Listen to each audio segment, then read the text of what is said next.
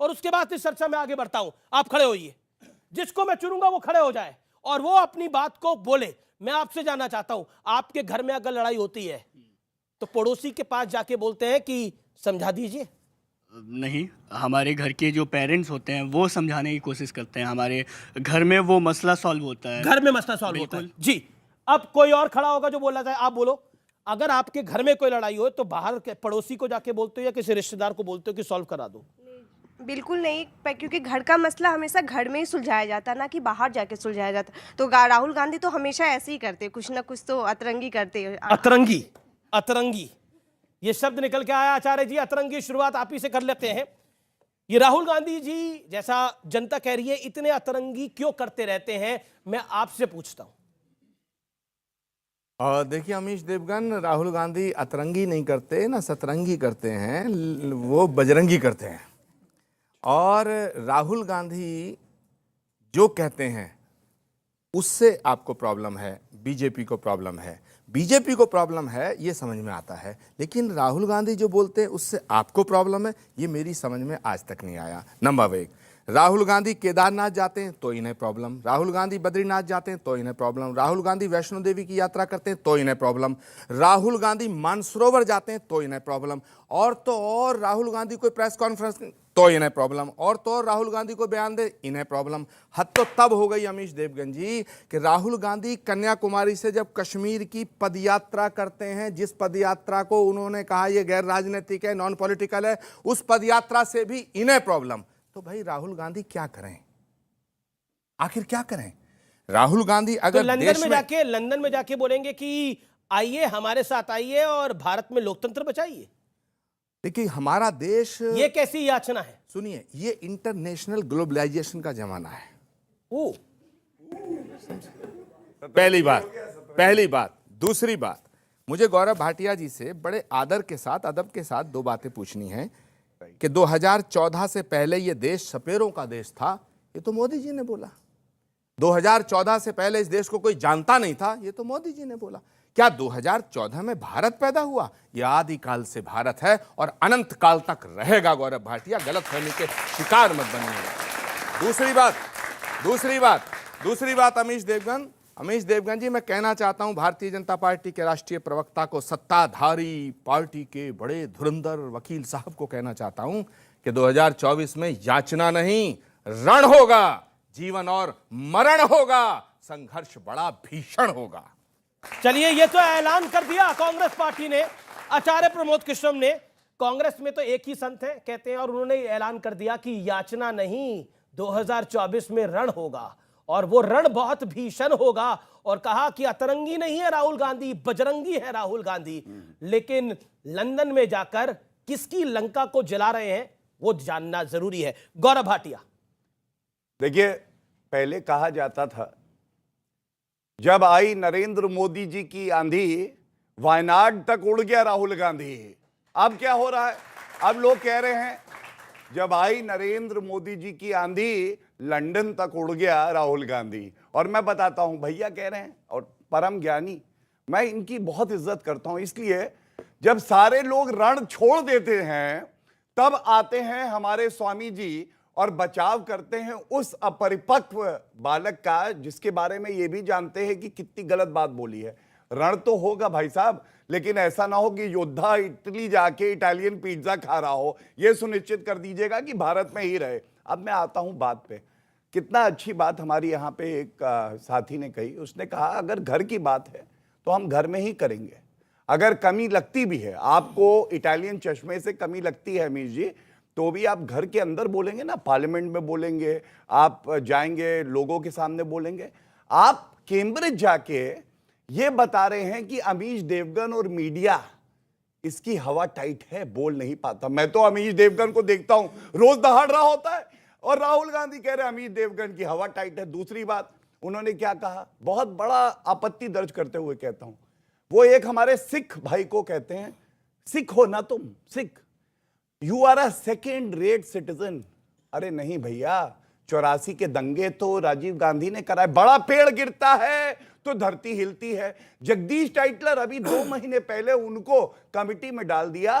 दंगे कराने वाले भी आप हैं, जेल जाने वाले भी आप हैं, और जल के पूरी तरह से राख होने वाले भी यही कांग्रेस कांग्रेसी कह रही है, एक सेकंड, कांग्रेस कह रही है कि राहुल जी के लंदन वाले भाषण ने बीजेपी को हिला दिया है। देखिए, मैं तो इतना कहूंगा कि कभी ऐसा अगर समय आया अमीश जी कि राहुल गांधी जी ने संन्यास ले लिया राजनीति से, इनसे ज्यादा हमें उनकी याद आएगी। जब जब वो जाते हैं, कुछ बोल के आते हैं, आपको मालूम है शर्म से इनका सर झुक जाता है। मैंने एक उदाहरण दिया, वो तो याचना नहीं, वो तो सुनिए। रण की बात कर रहे हैं। हाँ, मैं अभी बता रहा हूं। वो वैसे ही है जैसे बैरक ओबामा ने कहा था कि बंदा खरगोश चाहते हैं, तेज दौड़ना चाहते हैं, लेकिन चलते कछुए की चाल है। कंप्यूटर में वायरस है, दिमाग में उनके वायरस है, और वो दुनिया को ज्ञान दे रहे हैं। फॉलोअर्स आते हैं यूक्रेन से, चुनाव लड़ेंगे टिम्बकटू में, और भारत में रहेंगे, कहेंगे मैं यहाँ का नेता हूं। अरे भैया, चुनाव आपको भारत ठीक में है, जवाब लड़ना है, आचार्य जी का। लंदन में तो नहीं आचार्य, लड़ना। आचार्य, मैं एक बात और जी, जी, उठा जी। दूं, उसके बाद आप उनके पास जी, जी। जाइएगा। देखिए, मैं एक बात और पूछना चाहता हूं, आचार्य जी मुझे बताएंगे संप्रभुता क्या होती है? हम आजाद हुए।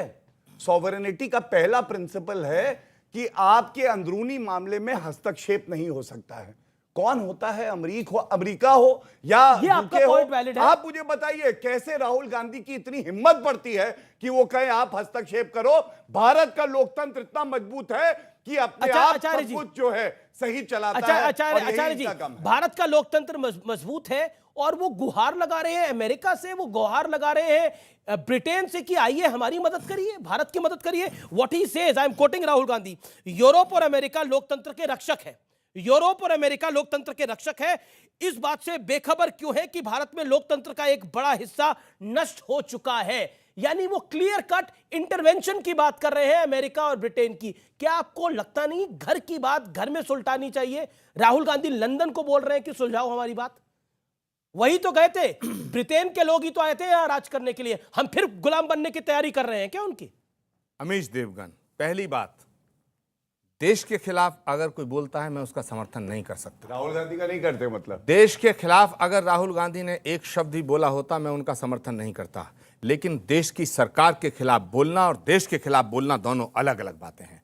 क्या देश की सरकार के खिलाफ बोलना देश के खिलाफ बोलना कहा जाएगा? मुझे आप बताइए कि जिस वक्त यूपीए 1, यूपीए 2 और पंडित नेहरू से लेकर आज तक जितनी भी कांग्रेस की सरकारें थीं, क्या विपक्ष सरकारों की आलोचना नहीं करता पर लंदन था? में जाकर क्या विपक्ष, अरे लंदन छोड़ो, अमेरिका में भी की जाएगी, इसमें क्या डरने की बात है? आज तो सुपड़ा साफ हो रहा है। आज ग्लोबलाइजेशन दूरबीन से नहीं दिखेंगे एक दिन। सुनो गौरव भाटिया, मैंने आपको टोका नहीं। अमीश देवगन, जो पहले घटना हिंदुस्तान में घटती थी उसे अमेरिका पहुंचने में 1 हफ्ता लगता था। जो लंदन में होता था यहां पहुंचने में कई दिन लगते थे। लेकिन आज अगर यहां कोई घटना घटती है पूरी दुनिया में पहुंच जाती है। पूरी दुनिया के किसी कोने में घटना घटती है, क्या अमेरिका को नहीं पता भारत में क्या हो रहा है? क्या लंदन को, यूके को नहीं पता? तो राहुल को भारत में बता क्या रहे हो हैं रहा है? जाकर, क्या अगर सबको यूरोप को पता ही नहीं है पता? तो? नहीं, राहुल गांधी भारत में भी बोलते हैं, राहुल गांधी विदेश में भी बोलते हैं, राहुल गांधी भारत में भी बोलेंगे, राहुल गांधी विदेश में बोलेंगे, जुल्म के खिलाफ बोलेंगे, झूठ के खिलाफ बोलेंगे, अहंकार के खिलाफ बोलेंगे, गरीब के पक्ष में बोलेंगे। हम नहीं डरते इस बात से, हम नहीं डरते, हम नहीं डरते इस बात से। आप क्या सोचते हो ये जुल्म करें? आप क्या सोचते हो ये लोकतंत्र की हत्या करें? हम चुप रह जाएंगे? जी जी जी। आप क्या सोचते हो? सुनिए, ये हर विपक्ष के नेता के घर सीबीआई भेजें, ये ईडी भेजें, ये इनकम टैक्स भेजें, हम चुप रहेंगे? अरे भाई, इनसे पूछना चाहता हूं, 2014 से लेके अब तक 9 साल हो गए, 10 साल होने को हैं, भाजपा के किसी नेता के घर आज तक ईडी का एक सिपाही क्यों नहीं गया? क्या ईडी और सीबीआई, इनकम टैक्स किसी बीजेपी के नेता के घर का रास्ता नहीं जानती? मैं आलोचना कर डालूंगा, क्या हुआ अगर वो जो है बड़ा नेता है? अच्छा लगा मुझे। मैं पूछना चाहता हूं, कश्मीर में अनुच्छेद 370, ये लोग कहते थे हटा के दिखाओ।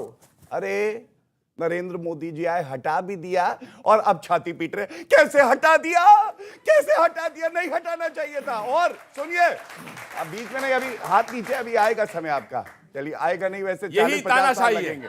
चलिए, यही तानाशाही है। चलिए। वो कह रहे हैं यही ताना चाहिए, मुझे हाथ भी नहीं उठाने दे रहे। देखिए, मैं जी जी उनके- जी। हाँ, प्लीज। देखिए, इन्होंने एक बात वक्तव्य आपके सामने बोला। इन्होंने कहा राहुल गांधी बोलते हैं, बोलते। अरे क्या बोलते हो, कहां बोलते हो, किस तरीके से बोलते हो, ये मायने रखता है। आपको मालूम है पाकिस्तान का ये डोजियर यूनाइटेड नेशंस में दिया गया जब अनुच्छेद 370 हटा। पाकिस्तान, सुनिए, हाँ, तो अभी क्या होगा? मुसलमान भी आएगा। सबसे अच्छा, तालिबान आएगा।